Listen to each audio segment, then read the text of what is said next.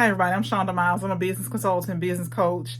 Today, I just want to talk to you quickly about managing change. And I've been reading this book about managing change, and I found the interesting part of the book that I wanted to share. Change is hard, right? We know that it's inevitable. We know that in an organization, just like in our personal lives, change is going to happen. And sometimes we struggle with it, right? And so this little piece of what's in this book, I think, is extremely helpful. And so just something to be thinking about as you're going through change in your organization, especially if you are the leader of the change.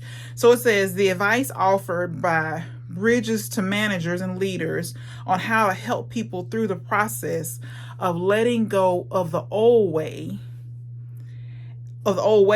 and the old identity people had would include: describe the change in very specific terms so that people are clear what precisely would be different. Do not dismiss as trivial anything that people are losing. Acknowledge them as losses, big and small, with genuine empathy. Let people know what will not change. For example, a statement that existing work groups will be kept close together in the new office configuration may make a big difference to the people in these groups. Identify the reasons why the current situation cannot continue. There will be gains amongst the losses. Don't confuse problems that people raise about the content of the change with those arising from people going through the change process.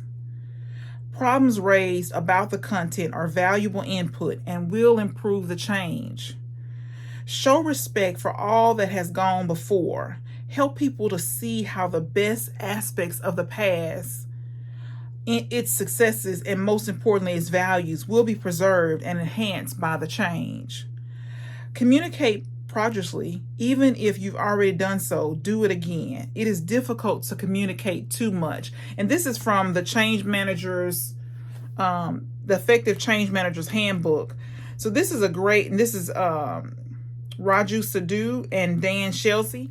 This is a great book on managing change, but this part about helping people go through the change, I think, is really important. We don't think about how it's going to affect people. We don't think about using empathy or communicating over and over again with our direct reports or through the organization about what's going to happen, how the change is going to be, affect the people that, in the organization. But just something to be thinking about. This is a great read, a great book as a how to, or kind of go as you go through managing change or changing your organization.